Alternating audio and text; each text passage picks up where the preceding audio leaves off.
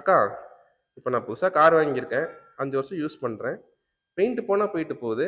5 வருஷத்துக்கு அப்புறம் நான் ரீபெயிண்ட் கூட பண்ணிக்க போகிறேன். எதுக்கு நான் செராமிக் பண்ணி செராமிக்குக்கும் செலவு பண்ணி அப்புறம் எதுக்கு ரீபெயிண்ட்டுக்கும் செலவு பண்ணணும்? ஓகே, இப்போ நீங்க கார் எடுத்துட்டீங்க, 5 இயர்ஸ் யூஸ் பண்ணிட்டீங்க.